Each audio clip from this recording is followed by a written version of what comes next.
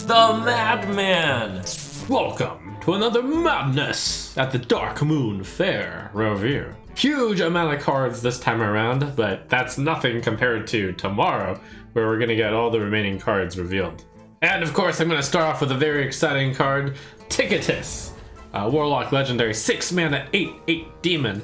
Battlecry, remove the top 5 cards from your deck, corrupt your opponent's deck instead. Wow. This is the card that has a lot of people very excited, especially the mill players out there. They point towards Gnome and say, hey, Gnome was played in competitive decks. Look at Ticketus. That's surely going to be played, right?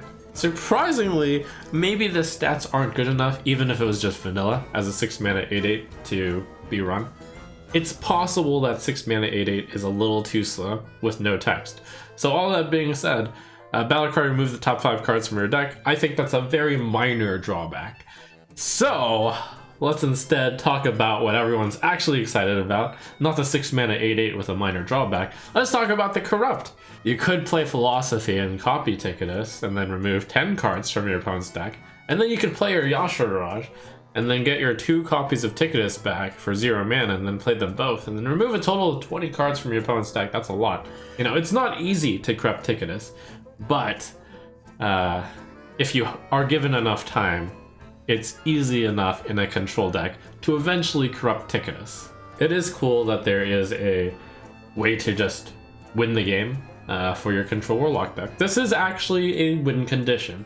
Now the problem is what control Warlock was missing a win condition? Or was it that they just didn't have enough health to withstand the onslaught of cards? And if you try to play all these cards together, maybe you're just gonna die faster. Another card for that control Warlock deck is Cascading Disaster. 4 mana, destroy random enemy minion, corrupt, destroy 2, corrupt again, destroy 3. So 4 mana to destroy 3 enemy minions, that's pretty sweet. In a control Warlock deck, if you're playing cards that are big enough to hit Ticketus, then they're big enough to hit Cascading Disaster as well. Anyways, the problem with this Cascading Disaster Ticketus thing is Control Warlock is nowhere near a good deck in the current meta. So will the addition of a win condition make the deck good enough, or is the foundation of Control Warlock not enough? Is that the problem, perhaps? Now we look in the Demon Hunter, Felsteel Executioner. 3 mana 4/3. With Corrupt, it can become a weapon. Hey, we reviewed a custom card like that. Swordfish. It's a dual class card, Rogue Warrior. 2 mana 3/2. Battlecry. If you control a pirate, equip this minion as a weapon instead. Design 5 stars, balance 5 stars. It turns out that it's actually fairly easy to understand what it means to equip this 3/2 beast, and that's what it means to have good flavor. Like, you can look at this card and understand why is it that you can equip this minion as a weapon. So Felsteel Executioner, when you play a higher mana cost card, can turn into a 3 mana 4/3 weapon. That's pretty sick. Now the problem is, between your Mirror Slicer and your Eldrazi Warblades, that's a lot of weapons already. Can you fit Felsteel Executioner in here? It's kind of sad to think of, like, putting my shoes in the Demon Hunter. Well, I already have such good weapons in my deck. Can I possibly put a 3 mana 4/3 weapon in my deck? It's like, oh, come on, Demon Hunter. We know you have the best cards. It's also the deck where Insatiable Fellhound might fit. There's 3 mana 2/5 Taunt Demon, but if you corrupt, it gains +1/+1 in lifesteal, making it a 3 mana 3/6 Taunt Demon with lifesteal. That's such incredible value, but doesn't currently really have a home. And the home is going to be some sort of mid-range Demon Hunter. Druid picks up Cenarian Ward. 8 mana, gain 8 armor, summon a random 8 cost minion. Now, if this card were just in a vacuum by itself, I'd be like, okay, well, that's pretty trash. Paying 8 mana to summon an 8 cost minion, whatever. But a random one, well, that's too risky, especially when the payoff is just to gain 8 armor. But there is some upside to this and some potential combos. There's a Solar Eclipse. Your next spell this turn costs twice, so when you can get that kind of effect for 2 mana, that's a lot more tempting. Also revealed are some neutral cards that could go with it. Strong Man. 7 mana 6/6 taunt, corrupt, this costs 0. This is a prime example of a card that goes with that 8 mana card. It is actually pretty tough to corrupt these very high cost minions, but if the payoff is a 0 mana 6/6 taunt, maybe you actually work at it.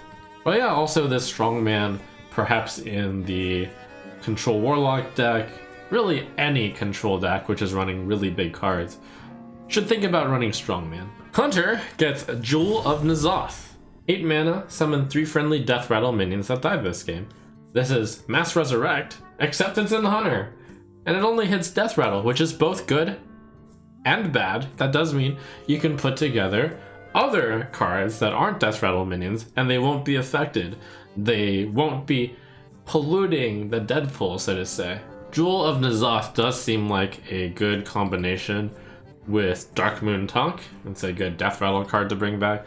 And Maxima Blastenheimer, which is a card that you would want to put into a deck with a lot of Death Rattles anyways. Looks to be extreme value. The question is, can you run a value hunter? Is that going to be a thing? Seems tough. For Paladin, oh my yog! 1 mana, when your opponent casts a spell, they instead cast a random one of the same cost. Currently, there's no real good Paladin secret synergy. Is that a problem? Is this card maybe good enough to just run without? And that's a real consideration, maybe in Pure Paladin or whatnot. A card that you can compare this with is Counterspell in Mage. Nobody ever ran Counterspell without secret synergy, so 3 mana was too much for that. But once you ran Secret Synergy, the Counterspell is a pretty popular card. So Oh My Yogg is a Counterspell, but the big benefit is that it costs 2 less. Still gives your opponent a spell, just a random one. There could be random targets, which could be bad for your opponent. My instinct is that this card isn't quite good enough without the Secret Synergy to go with it, and it's just not quite good enough to justify a deck slot in your deck. It's not worth a card, basically. But maybe it is just good enough. Priest is really securing their identity this set as a class that wants to hold lots of spells. So Palm Reading fits right into that. For 3 mana, discover a spell, reduce the cost of spells in your hand by 1. If you have 2 other spells other than the Palm Reading, then this is Nature Studies with a slightly different payout where you paid 3 mana in, but you're discounting by 3. But any number you have over 3 could get to be some really big payoffs. This could be the baseline for our combo priest decks for the future as well. Usually the restriction on combo priest is the mana cost of all the spells played together. But with Palm Reading, you could discount quite a lot of those. Auspicious Spirits, 4 mana priest spell, summon a random 4 cost minion. Obviously bad, but the corrupt side summons a 7 cost minion instead, which my number crunchers have worked out to be roughly a 6/7. One of the goals of these corrupt cards, I think, one of the ways to get around the idea of having to play a card that costs more than this, is if you discount Auspicious Spirits by 1, or maybe even by 2, it becomes a lot easier to corrupt this, and then get the 7 cost minion on turn 4, 5, or 6, where it'll be much more relevant. I mean, it's the way to get it on 4 or 5, instead of having to curve exactly turn 5, 5 cost card, turn 6 Auspicious Spirits. Rogue gets a secret called Shadow Clone, 2 mana, secret after a minion attacks your hero, summon a copy of it with stealth.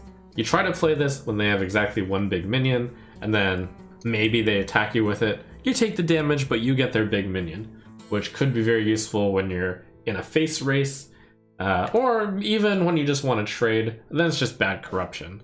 You are able to plan playing this to get a big card very often, because you only play this when your opponent has like big cards that you want to copy. But that may be very specific of situations, and maybe you don't want the big card to hit your face.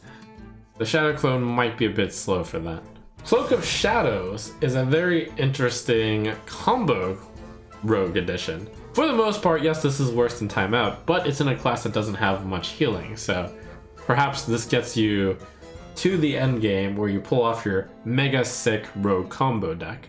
Now, do I think a rogue combo deck will work? Not currently, but there was Holy Wrath Paladin decks out there which use Timeout. If rogue combo decks exist, then Cloak of Shadows will probably be running them just to survive a little bit longer to get to your combo. Currently, the greatest rogue combo deck seems to be some sort of Cthulhu combo deck.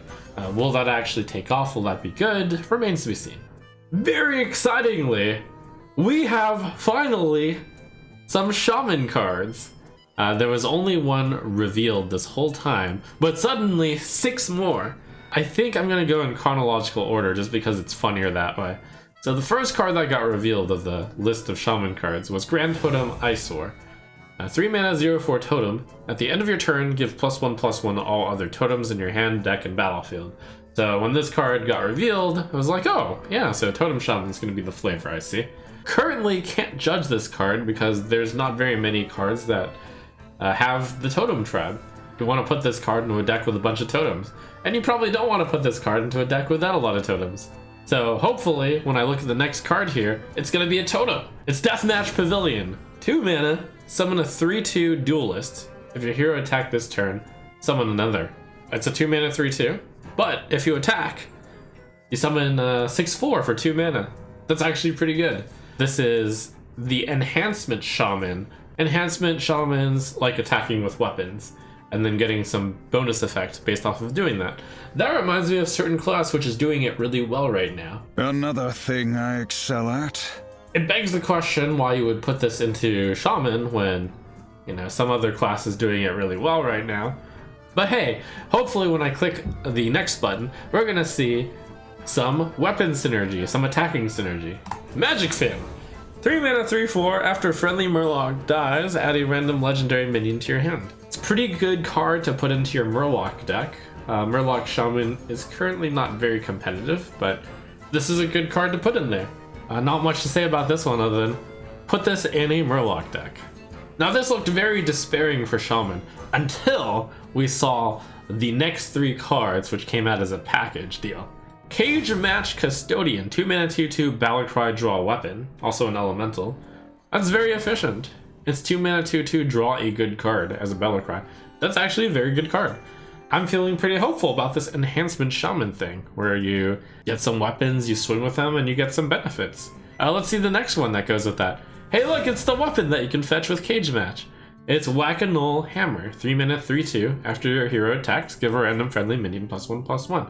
Better Fiery War Axe. This card looks to be the enabler for a lot of the cards in Shaman which may want you to attack. And maybe there are still more. And in fact, I do think there needs to be more in order for Shaman to be a legitimate alternate to Demon Hunter in terms of attacking and getting benefits. And the legendary didn't disappoint. This is a strong Shaman legendary. Inara Stormcrash, 5 mana 4/5. On your turn, your hero has +2 attack and Wind Fury. So at the very least, with no synergy whatsoever, it's a 5 mana 4/5, which has like a battle cry of deal 4 damage. However, you must use your face to deal that damage. You can get additional benefits off of that Wind Fury by having weapons equipped to use their durability faster. You could even play temporary attack buffs with it. Rock Better Weapon suddenly deals 6 instead of 3. That's a lot better for 2 mana. Very high threat card for Shaman. They must deal with this for 5 mana, otherwise they will suffer some real pain. At the end of the day though, these card reveals have people scratching their heads and wondering, wait, my Demon Hunter deck already does this really well. Having really good weapons, getting attack buffs, and then using those attacks as some synergy towards other cards in my deck. So can Shaman possibly match Demon Hunter's goodness in this field, especially with Demon Hunter getting a 1 mana 6/6? You know, it's going to be tough, but we'll have to see what other Shaman cards come out. For the neutrals, there's Claw Machine, 6 mana 6/3 Rush, Death Rattle, draw a minion, and give it +3/+3. I was having a pretty tough time evaluating this until I thought about Evasive Worm. You ask yourself, would you rather have a 5/3 in play?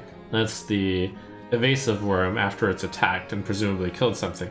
Or would you rather have a card in your hand which has +3/+3, a minion in your hand? That's 5/3, that's 3/3. If you were to draw like say a Wisp, and buffs tend to be better on cards that are cheap, a Wisp would be a 4/4. So the two are kind of comparable to each other, and Claw Machine is better if you play it in a low cost deck because giving +3/+3 onto a big card isn't that useful. But there's some extra synergies with Claw Machine. It's notably a mech, which is a tribe, which is kind of tough for other classes to get other than Warrior. Maybe you're playing N'Zoth and you want to have a bunch of different tribes out there. N'Zoth has the chance to get your mech this way. And it's a fast answer. When you play N'Zoth, you can immediately deal with the board with your claw machine. Maybe you're playing this in the Death Rattle Hunter deck. Death Rattle synergies are nice. You resurrect a bunch of Death Rattles. This happens to be a high Death Rattle. And we're ending on an exciting one. This is by far the most upvoted card when it was revealed, which means there's a lot of hype over Optimistic Ogre. 5 mana, 6/7, 50% chance to attack the correct enemy.